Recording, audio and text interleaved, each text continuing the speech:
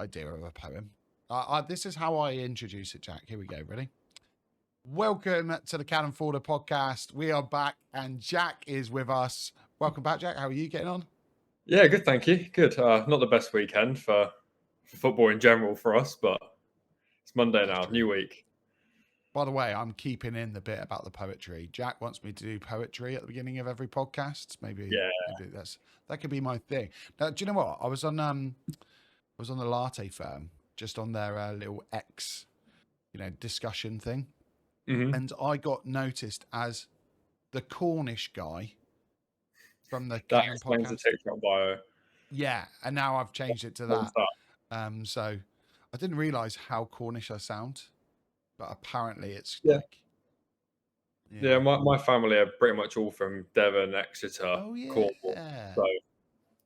So I feel right at home. Proper Southerners. Southerners. Yeah. Unlike, hang on, let's just go straight in, Jack. Unlike this guy here. That's going to be the worst segue to start. I'm straight in, Jack. I'm. To be fair, I was going to say I'm fuming. I started getting over it, but it was just dire, wasn't it? Let's be honest. Yeah, every game I watched, it just got worse and worse over the weekend. Yeah. But... All right, let's just go. Right, let's go back to the beginning before we even get to Howard Webb and that whole debacle. Thoughts of like the lineup to begin with. Your thoughts of the lineup that Arteta put out. It was almost disappointed, but then I looked at it and was like, what else could we actually do? Because by the sounds of it, Martinelli wasn't fit to start. So and Saka was out. So our front three it had to be that, I think, unless you put Jesus on the wing. The midfield, again, the only thing we had in the locker probably was to give Nwaneri a start, or if you did bring Jesus out wide, put Trossard in there, and then the back line pretty much wrote itself. So it was just kind of what we could do, I think.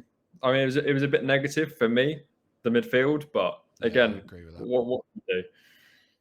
Yeah, I think, I mean, I talked to Alex about it on here, actually. I was going to say on the Cannon podcast, it wasn't. It was on here. I actually did a video, Jack. Can you believe that? Look at me. I'm actually committing.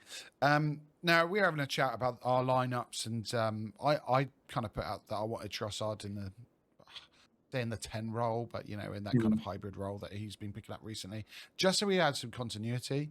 In hindsight, I think Nwaneri probably was the right choice for it, but it's easy with rose-tinted glasses to go, this is how we should, this is what worked. And I think, for me, Trossard probably should have gone in that game. Ironically, looking at it, I'm starting to think maybe Rice is the person who has to come out of the team at the moment, because Marino is the player, for me, that played best out of him and Rice. Partey was one of the best players on the pitch. You cannot drop him right now. And I think for Rice, maybe he's just played a lot of football because he just doesn't seem to be himself to me at the moment. He's not playing particularly poorly, and he's being asked to do some certain roles that don't really come naturally to him. But I think maybe a Partey, Marino or Rice, and then Nwaneri there. But for me, I said Trossard. On the left, I thought Martinelli would be fit. He wasn't. But it was a bit of an odd one. Maybe you could have played Trossard in the midfield and Nwaneri out on the right and maybe Sterling out on the left, just so we had a little bit more kind of a drive going forward. Is it, like you say, it was a bit conservative. It was a bit defensive. And when you're playing against Bournemouth, it's not exactly like you have to worry too much. I don't want to be disrespectful to them, but they're not, a top 6 side. It's not the end of the world. But regardless of the lineup, we should have played better. There was just no cohesion in the team. There were no patterns of play. It seemed like watching Arsenal when Arteta kind of was taking over. But then we obviously had the red card. What were your thoughts at the time of the red card? Were you surprised by it? Were you no? Talk us through your thought process. I saw him. Well, when it happened, it's sort of like the heart in the mouth. I saw the yellow card, and I thought, right, he's been really lucky but Hmm. the ref's given the yellow. And then when they sort of said about VAR check, I was like, yeah, he's going to go for this. I think I agree with it being a red card. I think if that happened against Arsenal and a red wasn't given, I'd be livid. But my only question mark about the decision is I thought VAR was for clear and obvious errors, and the referee has an unbelievably good view of it and decides it's only worthy of a yellow. So is it clear and obvious to make him go to the screen to say no, it's a red? I thought it was like if he gives red, you stick with red. If he gives yellow, you Yeah. stick with yellow. Like, I thought VAR wasn't there to ref the game for the ref, but it seems it was. Now, and if you kind of look at history of Arsenal this season, the red cards as well, like you say, Mhm. there wasn't a VAR check for Rice. There wasn't a VAR check for Trossard. And suddenly this man's in the crowd with his earpiece in, having a little text, having a little chin wag with the guy next to him. Suddenly, VAR steps in. It's amazing Yeah. that.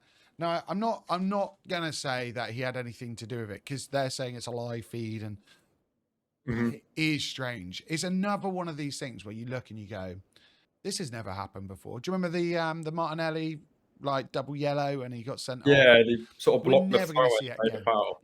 Yeah, Yeah. exactly. We're never going to see it again. We are never going to see this guy doing this again in the Premier League. We won't. But No. ironically, it's going to be obviously Arsenal. Of course, it's going to be on our game. Um, and that's my only concern. I think it was a red. Yeah, Um, same. in all honesty, I think the ref had a pretty good game. To be fair, and that was his only mistake, giving a yellow. Really, I think you pull someone down in the box.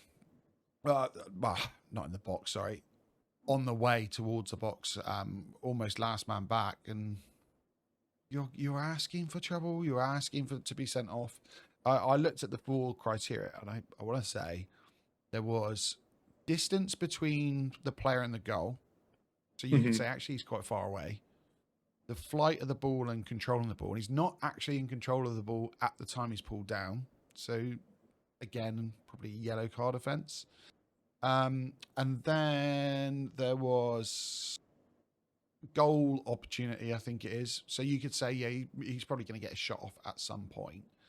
But Yeah. looking at it, there's no real reason for VAR to step in with like a clear and obvious Yeah, that was like.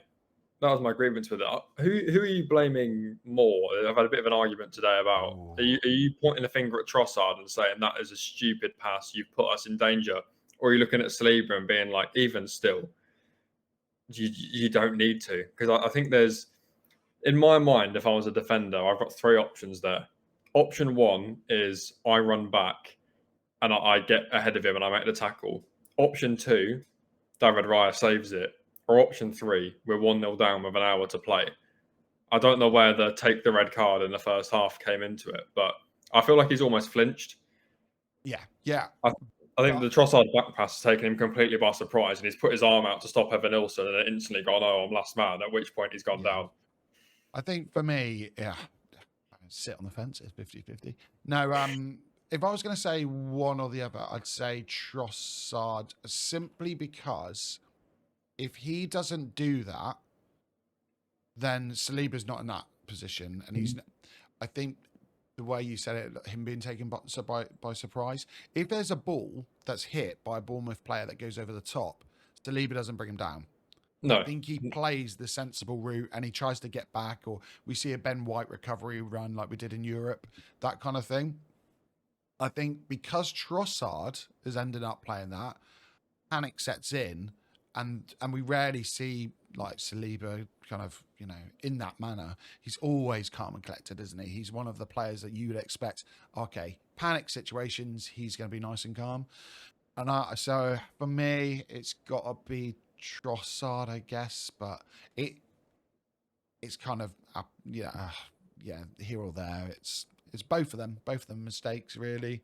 I also want to say, and it sounds really bad, I do want to blame Raya as well slightly because I think he should be screaming, saying, straight away, just leave it, like coming out, kind of like Neuer used to do, sweeping up, or at least give Yeah. some kind of communication. Same with Ben White, maybe that communication of like I'm coming, but it's so fast.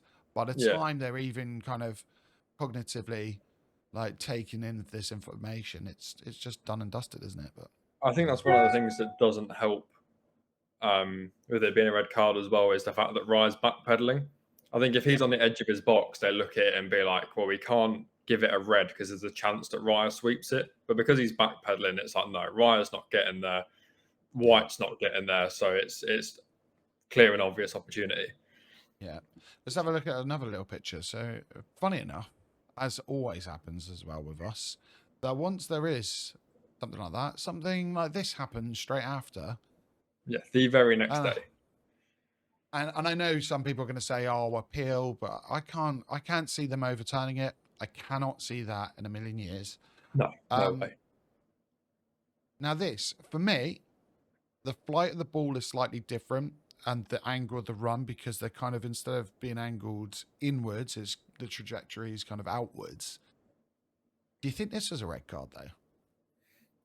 I think that's a yellow card, but I think for the sake of consistency, if you're going to do the VAR check for R1 and give the red, you've got to do it for this one, or you get both way of the yellow. My thing with this one is, like you said, the ball trajectory, they're kind of going to more the touchline than they are the goal. Yep. And also, I think Jota starts behind Tosin and sort of runs past him and they grapple, whereas Evan Nilsson Hmm. is gone already and he sort of pulled him back. So I think that's kind of what saves Tosin here is that Jota's running across him. He's not already past him. And then, yeah, he's not going directly Yeah. at goal. But it's one of those ones where if you want to go to VAR for the clear and obvious and you want to look at, yeah, literally side by side, there's a case that you've got to send both or book both. Yeah, and I've circled Ben White there because if you look at the distance between the second defender running, there is that clear kind of distinction of like there's more space between Ben White. I'm not saying Ben White can get back. I actually would put money on him getting close to the. Yeah. And the other problem is, like you say, with the backpedaling of Raya, there's also that idea of. Do you remember Vardy did it once? There was a ball over the top. I can't remember who he played against, and he just hit it on the volley more or less. It went I think, was it straight over. Liverpool? It could well have been. Yeah. Just fires, he sort of lob volleys it straight into the Yep. far corner. And that's what I feel like. I don't think Evan Nielsen, if he tried it, would actually go in. But there's the opportunity, and I guess that's the whole point, isn't it? It's a goal scoring opportunity.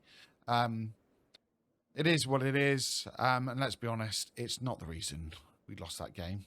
No. There was something else as well that came out kind of during the aftermath, I guess you call it. So Arteta had his post-match press conference. Martinelli's name came up a couple of times. A lot, yeah. Now, I want to know what you think because I've had a few arguments with people about this. I played up front. That was kind of my bread and butter. But I'll go into what I think in a minute. How did you feel about that kind of mischance? I'm also torn because I think I know what you're going to say.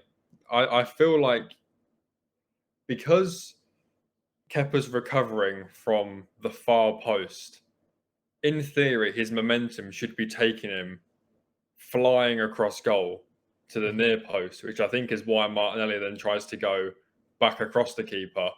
Yep. Yeah. But Kepa sort of doesn't throw himself as maybe you'd expect, and it ends up being a simple one down the middle. But I think in hindsight, a Trossard, ironically, probably just puts a bit of pace on it and just wraps it in that near post and doesn't even give him a chance. But yeah, I think he's gambled on Kepa's recovery, taking him flying past, put it back across him. But yeah, Yeah, you see it kind there of are moments you've got to score. Yeah, you see it in tennis a lot, don't you? You know, you get a player coming across and instantly they fire the ball back that same direction. Mhm. Kind of looking at the XG for it, it's not as easy a chance as people think. As much as in that position, for me, I'll back myself. Like, regardless, I would go, yeah, I think I can put that away. However, breaking it down, it's not actually as easy. I think it's almost like a 50-50 one where he has 10 chances of that. He's going to put 5 away and 5 times Kepa gets it because it's it's in such a bizarre position, I think, as well. When you look at the build up to the goal, it's one of those where it's quickly turned over high up the pitch, and then it comes from an angle. It's not like directly behind him, and he's running it in square on goal. It kind of comes across from him. Kepa's coming across as well. So there's all these different kind of what would you say, variants, I guess, at that moment in time. It's not like you have like a one-on-one finishing exercise. Yeah. And you go, okay, in this case, you put it near post. In this case, you put it at the far post. It's not that situation. I don't think as well you can blame someone for missing the one chance, the one clear-cut chance we get against Bournemouth. I I think was Moreno had one in not. the first chance and first half, and no one's really talking about it. Where he sort of puts the keeper down and just puts it on the post or Does it just past the deflect post. on that one? The tiniest amount. Because he screamed, didn't he, about a Yeah, corner? I remember it seeing it in real does. time. Whether it stops it going in or hitting the post or whatever, but Like, yeah. if you're not making all these clear-cut chances against Bournemouth, you can't complain. You can't then say, "Oh, it's Martinelli's fault. We've got." I would say, in the grand scheme of all the different factors of us losing, the red card is a bigger factor than Martinelli's miss. I would say the lack of chances, the fact that we didn't have any real drive through the middle or on the wings actually. We'll get to substitutions in a minute, but I just felt like it's almost like a scapegoat, and I haven't really seen A little Arteta bit, do yeah. it. It was the first kind of apart from, do you remember when Pepe had the kind of so-called headbutt? It's the only Yeah, other thing I can really yeah. think of where he kind of went, that's that moment, that's the player that's kind of let us down at this time. But Yeah, the only thing that annoyed me with it is it's just a lack of conviction. It's not like he's wrapped it in their post and it's yeah, like smacked the post or Kepa's got to it. It's just sort of like it's kind of down the middle. It's not really got a lot of power on it, and it's like if you fire that and he gets a fingertip to it, it's like it's an opportunity missed. But it's do all you can, and then we'll discuss that later. yeah. And we only just recently saw with Havertz that left-footed shot that he scored, and that was like actually like pure conviction. It's one of Mhm. those, yeah. But it is what it is. Let's get on to the subs then of the game, because the red card goes. We then end up with Ben White kind of moving inside as a back three at the time, until we make some changes. Kivia then comes in. Sterling's taken off. Are you happy with that? Are you annoyed about it? Or I Football's such an evil game, isn't it? Because if you're the minute that red card happens, the front three must be looking at each other, being like, "Right, it's one of it's one us? of us." And Havertz is probably thinking it's not me because I'm the target man. I'm tall. So it's between the wingers, and Sterling probably looks brighter and isn't the one that's just put a ball over his own defence. Yet he's the one that ends up coming off. But I think it's maybe just he can tuck in the midfield better. He definitely defends more. So it's Mm. just it's so harsh on Sterling because I thought he was bright. He didn't have a great Yeah. final ball, but he was bright. I think it was harsh, but yeah. And then Kivior coming on was I'm running out of patience fairly Are rapidly with you? this guy. Yeah, I think if he was English and he was called Rob Holding, we'd be baying for blood. But because he's a Syria import that we paid 30 million for, it's gets a little bit more leeway. But I Yeah, think that's true. I was having this discussion earlier. I think last season he looked okay in that little stint he had at left back, but I'm Mhm. thinking Liverpool in the FA Cup, he scores an own goal. Yeah. Um, there was another game I can't remember. He did something really bad, and then Bolton this year he didn't look great. PSG off the bench he looked shaky, and then obviously that horror back pass. It's Yeah. Not a good showing, is it? I mean, I also think as much as see, I don't mind him being kind of as a reserve. I wouldn't Mhm. say like even a substitute, as a reserve coming in as like last resort. I don't remember we used to have Rob Holding. We Yeah, just mentioned him, and he'd come in, and it was like last kind of ditch. Okay, we've got Rob Holding. I I think that's okay. We should, ironically, we should be in a position where if you look at our like left back or our centre back options now, we've got for left back and centre back, I guess you could say, like Calafiori, you've got Zinchenko as a left back option. You've got Timber left back and right centre back option. You've got Kivior now, Mhm. Tomiyasu as well, who can do that. You've got plenty of options, Yeah, for and it to come down to him. unfortunately, yeah, and we've just got so many injuries. It's just mad. And for me, you kind of just have to keep him at the moment, even past January, simply because he can be fit. Mhm. He's available. It's reliable. So I think in the summer he'll have to move on. But at the same time, I think you can make the argument for quite a few of the players in that back line as as depth. But yeah, so Sterling obviously is dragged. And like you Mhm. say, I guess Trossard's that guy that you can keep in the midfield. He's been on a real good, like rich vein of form as well, Yeah, assists, goals. He always scores important goals. So maybe that's kind of going into the thinking. For me, I was fuming at the time. I was really. absolutely fuming. Yeah, I just looked at it and I thought, right, if you look at the lineup before the red card, we lacked any kind of pace or drive. So Sterling is the one player I looked at that team that's able to kind of pick up the ball, cover ground with it, and on transitions, he's like one of the players that can do that. Suddenly, you're down to 10 men. There is no one. There was no one in our team. You could argue maybe Rice can carry the ball, but he's not exactly like a transition monster where we're going, transition, fantastic. Rice is gonna, he's not that kind of player. I just thought keep Sterling on and then go from there. But again, maybe I did put a tweet out saying keep it shored up for now, which didn't happen. Obviously, they scored a set piece not long after. Keep it shored up. Then Winery and Martinelli have to come on because it was crying out for someone in transition to kind of pick up the ball, which is kind of part of the reason I guess Martinelli was there and that, and then he missed anyway. So regardless of what I say, Yeah. Yeah, it it, is it what it was very is. much like I think Moreno was winning so many duels, but then it was just given away straight away. And it was like, Yeah, okay, you look at his stats and he's won sort of 20 out of 25 duels. It's that's amazing. And it's like, and there was one he won the duel and just kicked it straight up in the air. It's like yep, brilliant. yep. No, fantastic. So, Thanks.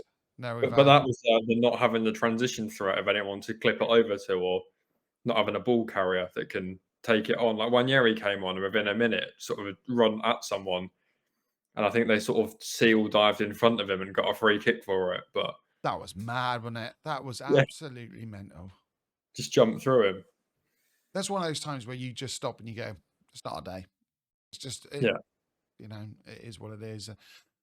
I've also got to say, I think people going on about Arteta out and stuff after that, it's mental because ridiculous. what is it like 6 months since we lost an away game now, and It was I 6 months since we lost any game, which was oh is Villa, it? and it was December 2023 since we lost an away game up at Fulham. I mean, yeah, it's just And mad, isn't it?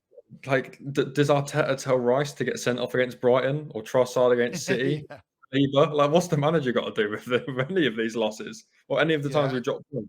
What's he done? yeah, and you can't legislate as well for a player like Marino who's he's winning these duels and then giving the ball away. This is like a full international player playing for Spain, just won the Euros. These are very, very competent players. Hmm. And at the end of the day, even if his lineup isn't 100%, we still should have enough and we should be at least performing a little bit. Let's move on though from all the depressing stuff. Let's go on a little bit of a more positive note. So we've got Shakhtar coming up tomorrow. Hmm. So at least we get a chance to bounce back real quick. Saliba, let's start in, right? So he is missing the Liverpool game.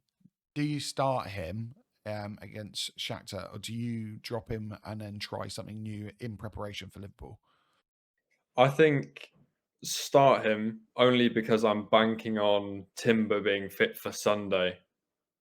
So I think I would do my back four of whatever I would do on Sunday, but lob Saliba in there and then hope that Timber's back and we're not looking at a Zinchenko or Kivior against Salah. Or could you Because imagine? if we haven't got Timber, that might be what we're looking at. And he looks so good in their match against Chelsea. Yeah, yeah, So good.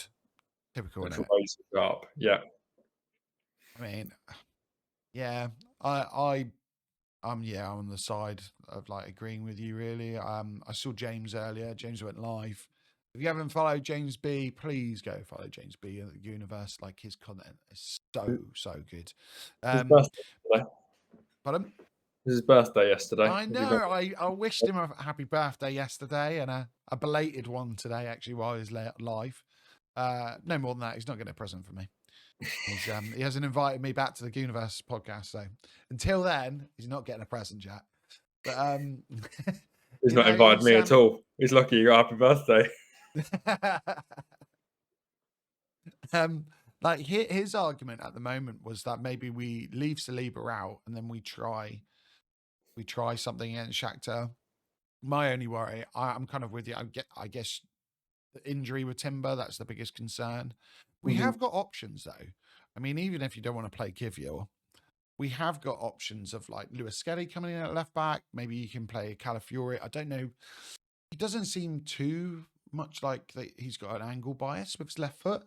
It would be really interesting to see how him and Gabriel would play as a centre back pairing because they're both so aggressive.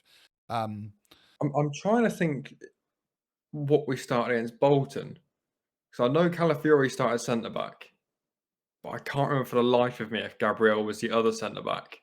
Let me have a little look. I don't think it would have been. Surely we didn't start Gabriel against Bolton. So I know Lewis Skelly started as our left back. It might have been Kivior. It might have been Kivior, Calafiori, Kivior did. and then Yeah, Nickel. Kivior did. There's Yeah. Nichols, Kivior, Calafiori. Calafiori then came off Lewis Skelly as well. And Lewis Skelly came off Gabriel. And it was Maldini, wasn't it? Yes. Is it Kakuri? Yeah. Kakuri? The Maldini. Yeah. Maldini. The regen came on. So, We've got Zinchenko as so well. Ukrainian team. If that means anything at all. yeah. I'll just go, yeah, to be polite, Jack. Yes. Yeah. It Yeah. really does. There you go. Yeah, it's gonna be interesting to see where we go with it. Because there's also people talking about Ben White coming inside, Timber going on the right back, looking kind of towards Liverpool.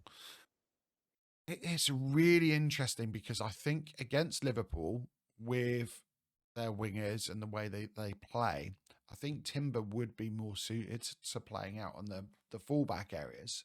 Simply for me, I feel calmer with him in a defensive kind of manner. Also, then you've got the height with Ben White playing centre back.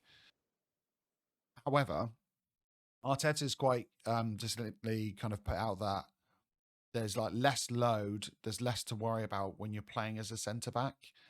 And I do worry about Timber. So maybe Timber has to play as a centre back. There's so many interesting factors to this. I'm fascinated to see who we start as a kind of defensive line and where we go. Yeah.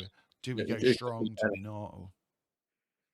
Yeah, it could be literally anything. I think the good thing with Timber is that it sounds like it's a muscle injury. It's nothing to do with his knee, which is Yeah. reassuring, but it is concerning that it just sort of happens out of nowhere. He just sort of disappears, doesn't he, for 2 weeks and then Yeah.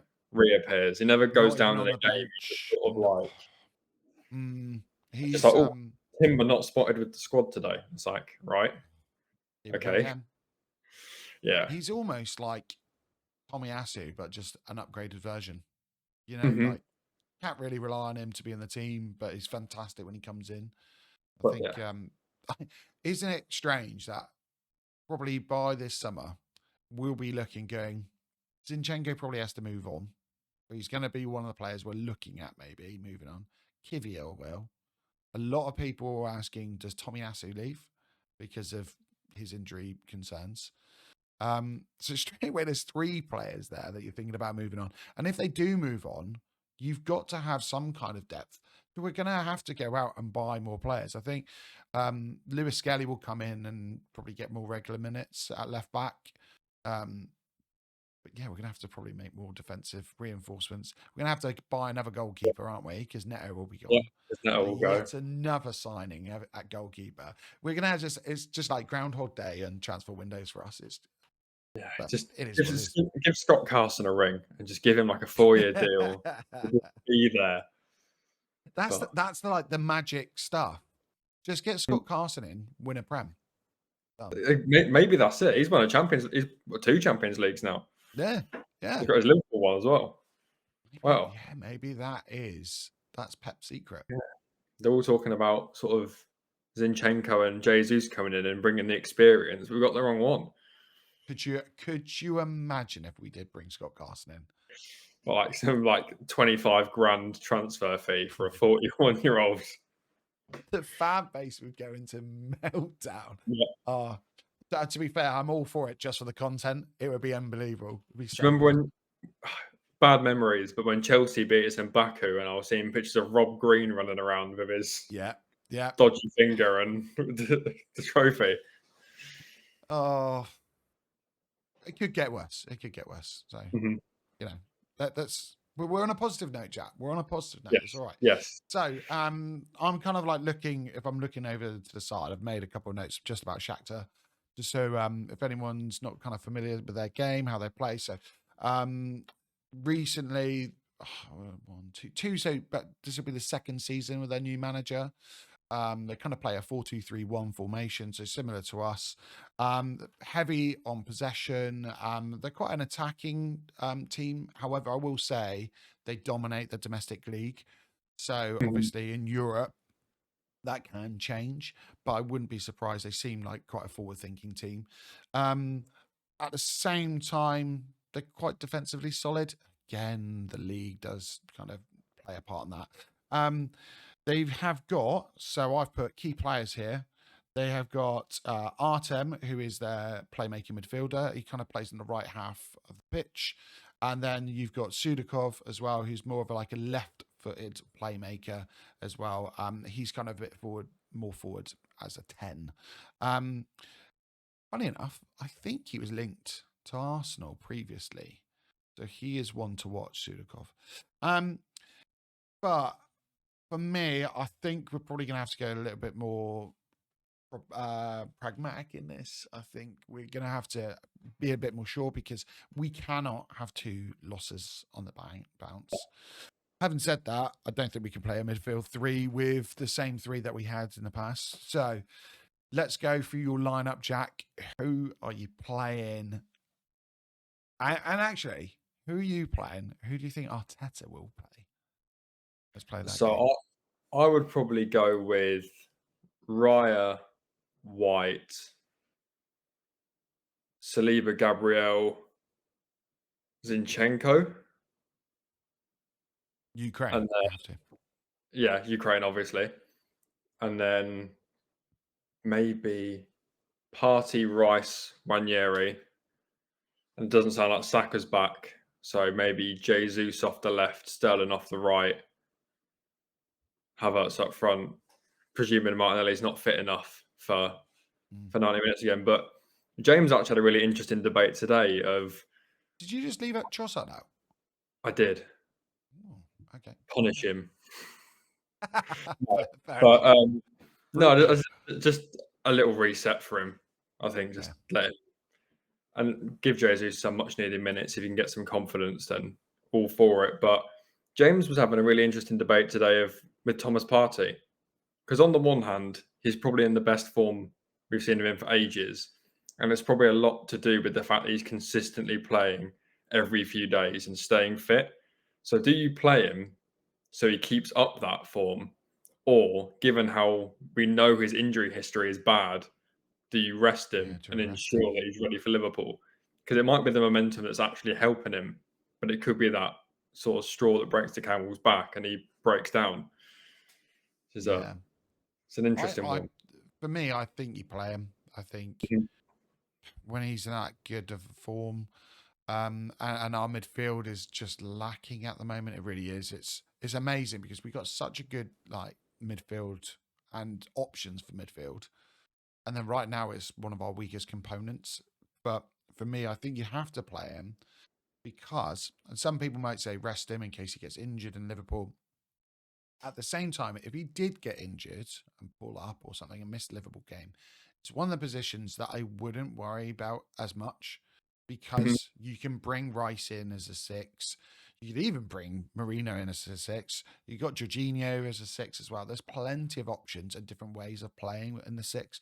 So I say you just keep him in, keep him playing, and at least keep some kind of continuity because right now, I think everyone's in agreement that they changed the lineup from the Bournemouth game to just try to keep some kind of familiarity with all the players, and with him playing in that position, I think that that has to go. Yeah. What do you think Arteta's going to play then? I think Does he'll he go. drop Trossard? I think he'll go strong. Okay, I think he'll go annoyingly strong. I think he'll do the same back four that we said, but maybe do Kivior for Zinchenko, sort of give him some confidence. You know, we put you in a bad position, bringing you on with 10 men, go play a game at left back. yep, Jorginho's not a bad shout. He'll probably go for like a Jorginho, Rice in the eight, and Moreno, and then still not give Ranieri a start, and then do Trossard, Havertz, Sterling. I think he'll just go because we've got what Wednesday, Thursday, Friday, Saturday, Sunday. Like, we have got a yep, decent break, sort of until the Liverpool game. But yeah, I think he'll go frustratingly strong. yeah. What's Martinelli looking like at the moment? Wait, Because he said, although he didn't yeah, play that much, but he said it was an Achilles issue, and he definitely wasn't fit enough for 90 minutes. hmm, Like it was, if needed, we use you. So that sort of indicates to me that sort of 45, 30, yep. save him for that run at Trent on Sunday that we know he loves. Yeah. And you know, it's so frustrating as well because Robertson just doesn't look dynamic at all. And I No, would love to see Saka up against him right now, but doesn't look like that's going to happen. Yeah, for me, I think Raya has to go in goal. Surprise, surprise. mm, Although, let's be honest, he was flapping this weekend. I haven't seen him like that ever. I mean, he's had a few blips here and there, but during the entire match, I think that engagement has done nothing for his game. Um, he was still drunk. yeah, He yeah, must have been. he's no Ray Parler. He can't handle it like Yeah.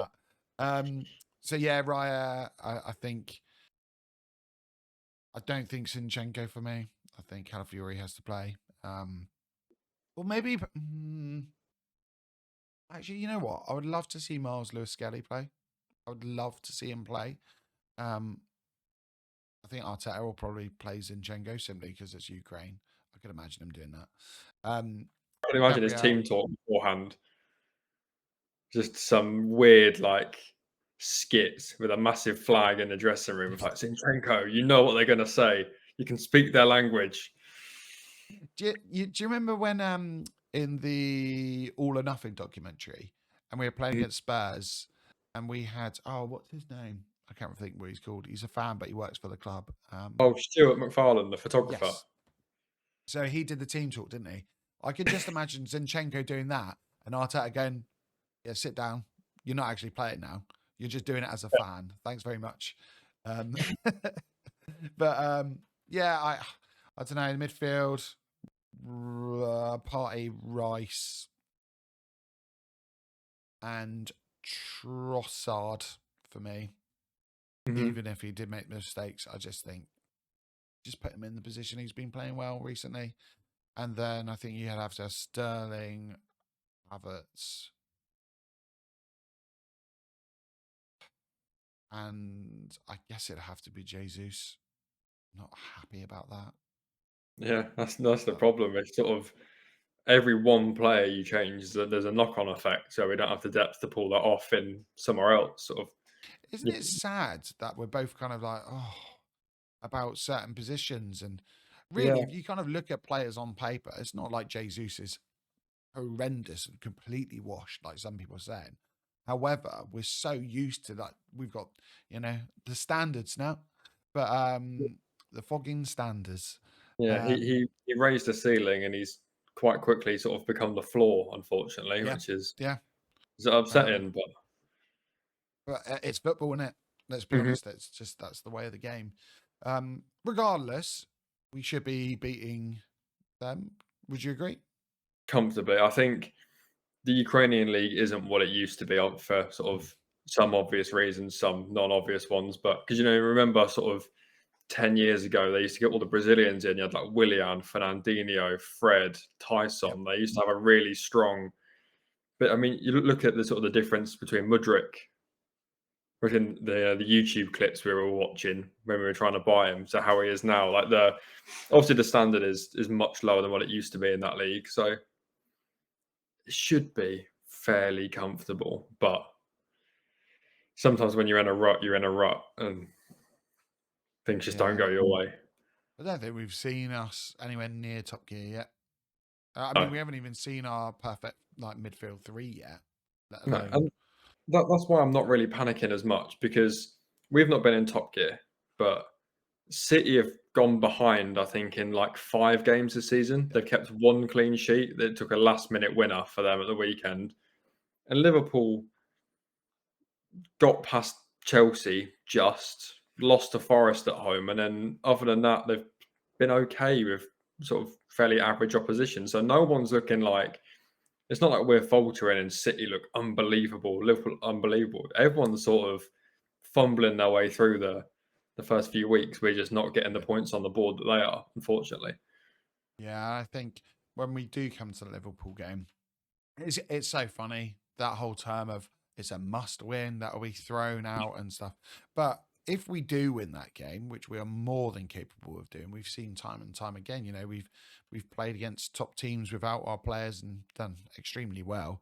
We all in all, we've done pretty well even with 10 men for the most part. This Yeah, season. Um, I, but I find it so funny as well. Sorry, no, you go for it. just about how context and perception makes us think so differently. Like, imagine we've got the exact same points tally, but we beat Bournemouth, we beat Brighton, but we draw away at Villa, draw at Spurs, and then lose at the Etihad. And everyone's going, "Wow, it's been a really good start." Sort of you Yeah, take a draw away at Villa. You take a narrow loss at the Etihad, and it's like, oh well, that's so true. it swings and roundabouts. But now it's, oh no, you won at Villa away and you won at Spurs away and you got a point at the Etihad, but Bournemouth. Yeah, you can't do So, that. You can't do yeah, that. if we drop them 3 points elsewhere, 3 points are 3 points, but just the manner of where it happens, it just changes everyone's perception. Yeah. Yeah, it's so true. It's so true. Like I saw a little YouTube beef today between Northside and Baz, which is Yeah, hilarious. Did you see that one? Yeah. yeah, yeah. I So saw it get. yeah, I've chatted to both. Like I've got I've got no kind of allegiance to one more than the other, I guess. Obviously, I've got a lot of links with Canon Podcast, but I've only briefly talked about, I find it hilarious watching that. But I also find it really interesting. I really appreciate that they've got such different views. But Hmm.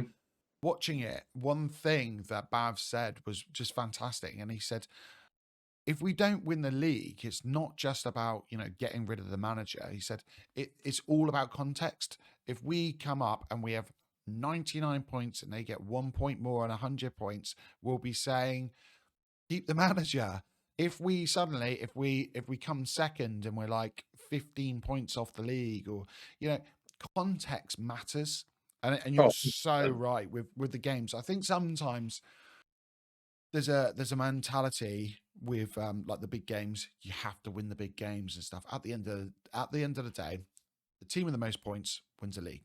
That's it. mhm. It can change it, mentally for you, and that can make a big difference for your opposition. You beat them in their own backyard, it might make a difference.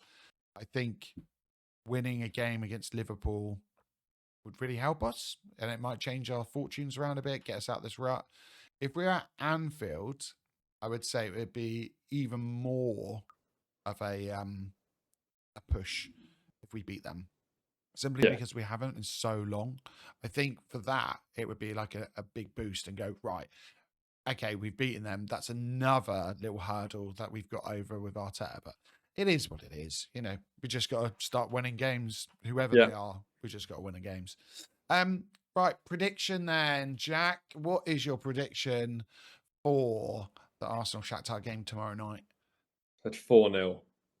Ooh, Bold. Just jeez, that gonna, is gonna, bold. I wasn't expecting that. yeah, gonna go for 4. I think we'll keep a clean sheet. Maybe get a couple on the board in the first half, and I think just game Peters out, add a couple more. Nice goal scorers. Let's go. Let's go with that. Go on. Havertz, All four. Jesus, no, Jesus in the Champions League, and then God knows who else. I'm going to say Ranieri out of hope. Oh, I've that'd be got brilliant, wouldn't it? I've got my popcorn ready, my notepad, and I need to see 90 minutes of Ranieri football. Yeah.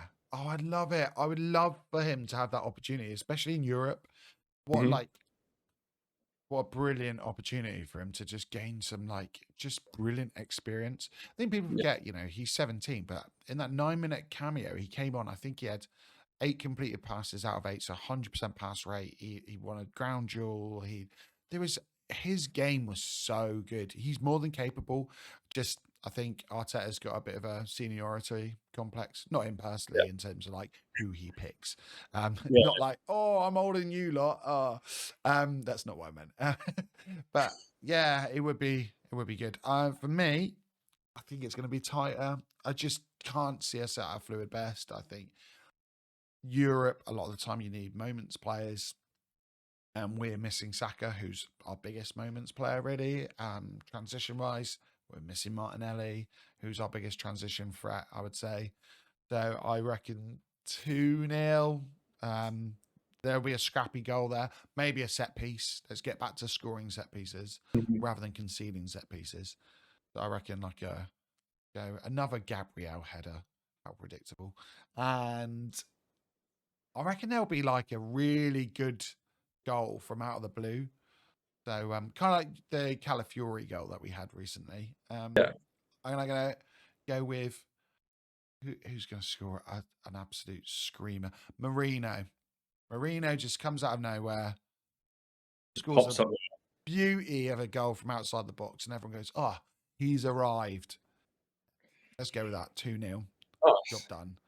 nice and positive. Set up shop before Not before conceding. halftime. No, no. Well, it's nice that we've both said that because Mhm. we've conceded far more goals than I thought we would this season already. But it is what it is. Right. Well, Jack, thank you so much for coming on and blabbering on for what No has worries. been 47 minutes right now. Tell the people where they can catch you, Jack. Yeah, so Twitter, obviously, you can, I think, still see below me. And then just TikTok is Jack Davenport 34. That's where to find me for now. The king of TikTok, may I add. If you haven't seen Jack's TikToks, please go. He's like teaching me at the moment because I'm old. I don't really understand it. I'm Now, kind of like, you've done a big one this weekend, 10,000 so far. I don't know, I'm getting I there. I'm getting there. don't It's do like, the math, but sort of followers to view ratio is ridiculous. by the way, I've got 14 followers right now. One of them is my missus. Um, Honors me. so one is you. One is Dan Potts, who I quite often go on his podcast. One is the Canon podcast that I'm on for instant reactions and do thumbnails. So most of it is colleagues right now. So yeah. So all in all, yeah, pretty good. About half my followers are my mates and my missus. Wonderful. But yeah, you are the king of TikTok. I will say that. Honestly, if you haven't seen Jack's one about the Mbappe um, account getting hacked, it's brilliant. So please go see that. Jack will obviously be back on soon again, so we're going to try to get him on. So please leave a like and a little comment for Jack as well, because it is appreciated. And if you haven't yet, subscribe to my TikTok. It is Forder on Footy, or my Instagram, or my X, or subscribe here on YouTube and hit that bell notification so you don't miss the next one. But appreciate it, everyone, and we are out.